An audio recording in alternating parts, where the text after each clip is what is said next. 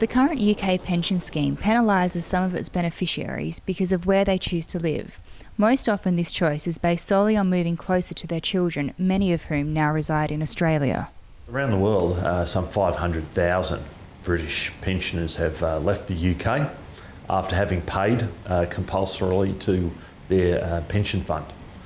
And around the world in a number of places, mainly Commonwealth countries, as soon as that pensioner leaves the UK, their pension is frozen and there is no indexation. So they will still receive a pension, but in some cases, it has been since the 1970s, they've not received an increase in their pension. Specifically for Australia, there are some 250,000 British pensioners whose pensions have been frozen.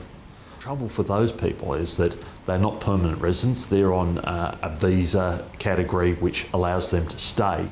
190,000 of those are now permanent residents, so that means that they get a top-up pension from the Australian government, from the Australian taxpayers, and that represents some $100 million a year.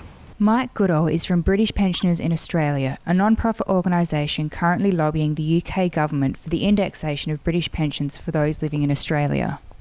The British government haven't got a facility within their social system to pay increased pensions.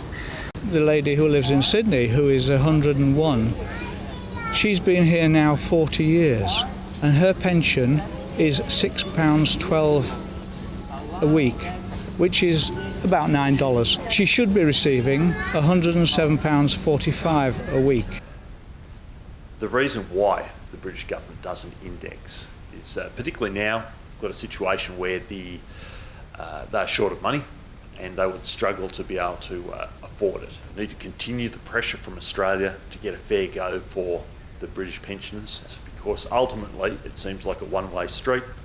$100 million of Australian taxpayers' money is going into the support of these pensioners. At the moment, the pensioners in Australia are saving the UK economy £3 billion a year now. It's been proved that it would save the British government £2,500 a year for everybody that leaves the country. The cost would be about £650 million a year. But then when you put that into context as to their total overall pension bill, it is less than 1% of the total cost that they are currently paying out. The Prime Minister and every minister, people like myself, members of Parliament and senators, should continue to raise these matters on every occasion, every meeting with the High Commissioner in Canberra. We have lots of support here. Luke Simkin, who's one of our local federal MPs, has been very active on our behalf. He has been speaking in Canberra. Julia Gillard would meet with the Prime Minister of Canada on her recent visit to Mexico and have discussions. Then David Cameron, when he said that hopefully they would have closer ties with Australia. Now our opportunity is possibly to, in discussions with those closer ties, to put pressure back on the UK. No justification remains for paying some pensioners less than others and less than UK residents. It is a matter of simple justice between groups of people who have paid the same contributions.